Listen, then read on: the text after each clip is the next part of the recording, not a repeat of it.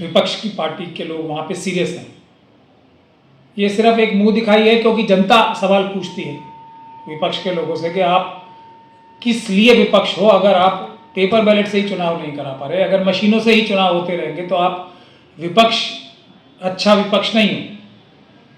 तो ये सवाल जनता पूछती है, इसलिए मजबूरी में मुंह दिखाने के लिए ये फॉर्मेलिटी की गई है। वरना अगर आंदोलन करके पेपर बैलेट से चुनाव कराने जाए तो मैं नहीं समझता कि आरएसएस और बीजेपी की जो लोकल बॉडीज़ के इलेक्शन है उसमें मुट्ठी भर सीटों से ज़्यादा आएंगी पूरे महाराष्ट्र के अंदर।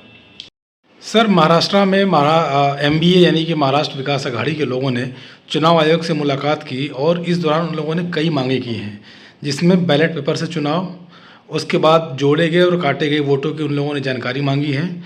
इसके अलावा वीवीपैट के इस्तेमाल नहीं होने पर, खासतौर पर महापालिका के चुनाव पे वीवीपैट के इस्तेमाल नहीं होने पर उन लोगों ने सवाल उठाए हैं और ये भी कहा है कि जब तक वोटर लिस्ट में सुधार नहीं तब तक चुनाव नहीं। कैसे देखते हैं? महाराष्ट्र में भारतीय जनता पार्टी की सरकार है, वहाँ जो केंद्रीय चुनाव आयोग है वो इलेक्शन नहीं कराता है, बल्कि महाराष्ट्र का जो चुनाव आयोग है वो चुनाव कराता है। तो जितने ईमानदार या जितने बेईमान यहाँ पे इलेक्शन कमीशन ऑफ इंडिया के लोग हैं, उतने ही आरएसएस और बीजेपी के सरकारों में जो भी चुनाव आयोग होंगे वो उतने ही ईमानदार और उतने ही बेईमान होंगे। अब ये बात जग जाहिर है कि अगर पेपर बैलेट से चुनाव होने लगेंगे तो आरएसएस और बीजेपी की ज़मानतें बचनी भी मुश्किल हो जाएगी। इसीलिए जितने भी विपक्ष की बड़ी पार्टीज़ हैं उसमें, चाहे वो कांग्रेस पार्टी हो या कोई भी आरजेडी हो या कोई भी पॉलिटिकल पार्टी हो विपक्ष की, उसके अंदर आरएसएस और बीजेपी ने अपने जो स्लीपर सेल्स इंट्रोड्यूस करा रखे हैं, उनका काम, मैं आज से नहीं, ये शुरू से बोल रहा हूँ, सबसे अहम महत्वपूर्ण काम ये है कि पेपर बैलेट से चुनाव नहीं होने देना। वोटर लिस्ट पे भी कुछ भी आप कर लो, कोई एजिटेशन कर लो, किसी चीज़ पे एजिटेशन कर लो, लेकिन पेपर बैलेट के चुनाव की बात नहीं होनी चाहिए। पेपर बैलेट से चुनाव होते ही आरएसएस और बीजेपी की ज़मानतें जब्त होनी शुरू हो जाएंगी। तो अभी भी ये मुझे लगता नहीं कि ये महाराष्ट्र विकास अघाड़ी वाले लोग, विपक्ष की पार्टी के लोग वहाँ पे सीरियस हैं। ये सिर्फ एक मुंह दिखाई है, क्योंकि जनता सवाल पूछती है विपक्ष के लोगों से कि आप किस लिए विपक्ष हो अगर आप पेपर बैलेट से ही चुनाव नहीं करा पा रहे, अगर मशीनों से ही चुनाव होते रहेंगे तो आप विपक्ष अच्छा विपक्ष नहीं हो।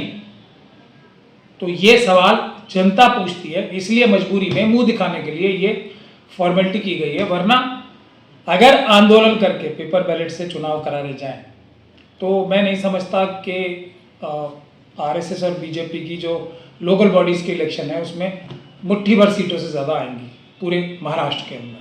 मगर मेरा जो अब तक का एक्सपीरियंस विपक्ष की पार्टीज़ के साथ है, वो लोग सीरियस नहीं हैं, वो सिर्फ एक फॉर्मेलिटी करते हैं। अगर किस्मत से जनता ने इतने ज़्यादा वोट दे दिए कि मशीनें भी हार जाएं तब जीत के आ जाएंगे और उसके बाद फिर अगली बार आरएसएस और बीजेपी फिर जीत जाएगी। ये मुझे बहुत ही भारी मन से कहना पड़ रहा है।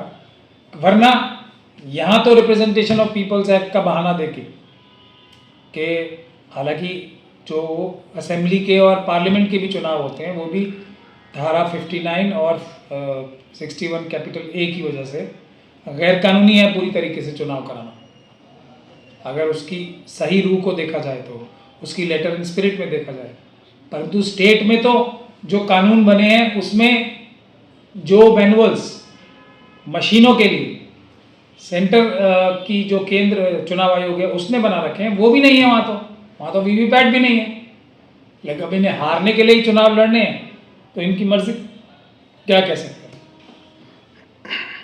सर, सवाल ये उठाए जा रहे हैं कि बिहार में जो SIR हुई है और उसमें डुप्लीकेट वोटर पकड़ने वाले सॉफ्टवेयर का इस्तेमाल ही नहीं हुआ है, ये आरोप लगाए जा रहे हैं।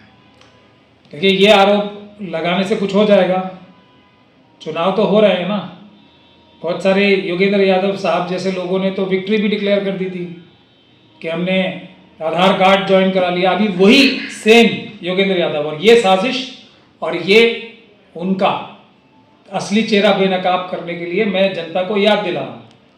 यही वो योगेंद्र यादव हैं जो उस समय बहुत बड़ी जीत बता रहे थे अपनी, कि हमने सुप्रीम कोर्ट में जाके स्वयं बहस की और ये बता दिया और वो बता दिया, और हमें आधार कार्ड की परमिशन मिल गई है, हमने बहुत बड़ा किला फतेह कर लिया है। अब वही योगेंद्र यादव वो बात बोल रहे हैं जो मैं तब से बोल रहा हूं कि कोई भी डॉक्यूमेंट दिखा दो आप, नतीजा यही होगा। और अब वही पूरे डेटा निकाल के, अब इस काम के लिए तो उनके पास सैकड़ों लोग हैं, बहुत बड़े बड़े बजट हैं योगेंद्र यादव जी के पास भी, पूरा एनालिसिस करके वो बताते हैं।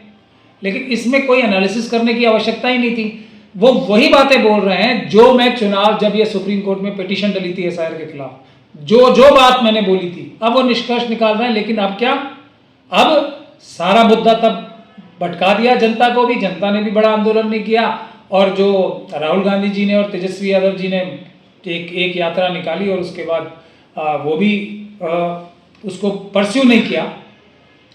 और अब योगेंद्र यादव जी सब वो बातें कह रहे हैं जो मैंने तभी कही थी कि ये जमीन पे जाके लाखों वोट कटेंगे, दुनिया की कोई ताकत नहीं रोक सकती अगर एसआईआर लागू होगा तो। और वही हुआ। अब ये बता रहे हैं कि हमारे जो जीते हुए केस का नुकसान जनता को ये हो गया। अब योगेंद्र यादव जी से ये सवाल करने चाहिए कि अब वही बातें आप क्यों कह रहे हो जो मिस्टर महमूद प्राचा ने तब कही थी। पहले ही उनकी बात मान लेते, पहले ही आंदोलन करते, क्योंकि ये जितने भी डॉक्यूमेंट्स हैं आरएसएस और बीजेपी के कार्यकर्ताओं की तरह इलेक्शन कमीशन के अधिकारी काम कर रहे हैं। वो आपका डॉक्यूमेंट मानेंगे ही नहीं ना, आप कुछ भी डॉक्यूमेंट दे दो उन्हें, ये बुनियादी बात है। और 15 प्रमुखों ने मिल के चुनाव आयोग के अधिकारियों के साथ, सिर्फ मुसलमानों के नहीं, ये फिर एक डाइवर्जन जो लोग करते हैं ना, मुसलमानों के वोट कटें, ये एक दूसरा उनको मदद करने का तरीका है। 75% से ज्यादा तो इन्हीं के एनालिसिस से नॉन मुस्लिम्स के कटे हैं ना वोट। किसके कटे हैं? जो 15 प्रमुखों ने चिन्हित किए थे घर, आज नहीं, शुरू से करते आ रहे हैं कि ये घर, ये बूथ हमें वोट नहीं देता, उनके कटे ना। अब उसमें मुसलमान भी हो सकते हैं, उसमें नॉन मुस्लिम्स भी हो सकते हैं, ये बुनियादी बात है। इस बात को कहते हुए कोई और अगर इसको दूसरी तरीके से बात कहता है, वो या तो नासमझ है या वो आरएसएस और बीजेपी का एक प्रकार से मेंबर है। इसके अलावा देश की जनता को किसी और बात को नहीं मानना चाहिए था। ये मेरा ओपिनियन है, ये मेरी राय है। आज मेरी बात मानेंगे, अब तो मैं लगातार इस बात को कहता हूं, तब आपको अच्छा रिजल्ट मिलेगा। कल मानेंगे, कल मिलेगा, और अगर 10 साल बाद मानेंगे तब अच्छा रिजल्ट मिलेगा। इन सब लोगों को पहचानो जो अलग अलग तरह की एक छवि बना के आते हैं, अपने आप को एक्सपर्ट्स बताते हैं, बहुत बड़ा चैंपियन बताते हैं डेमोक्रेसी का, लेकिन वो सब लोग आरएसएस के मेंबर्स हैं। सर, अब आप बिहार में क्या देखते हैं चुनाव को लेकर के भी, और जो वहाँ से चीज़ें जो अब सामने आ रही निकल करके, उन चीज़ों को कैसे देखते हैं आप? देखिए, मशीनों समेत, मशीन से चुनाव हो रहे हैं, मशीनों के जहर समेत।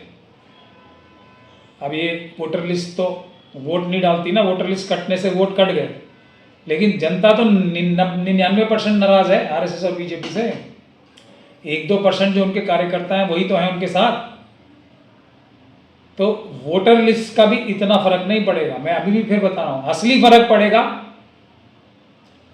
मशीनों से चुनाव कराने का। अब मशीनों के जो करीब 20% के आसपास जो वोटों की चोरी होती है, उसको जनता कितना हरा पाती है, कितनी संख्या में जाके वोट दे पाती है, ताकि मशीनों के एडिशनल वोट भी हार जाएं, कम पड़ जाएं आरएसएस और बीजेपी को जिताने के लिए।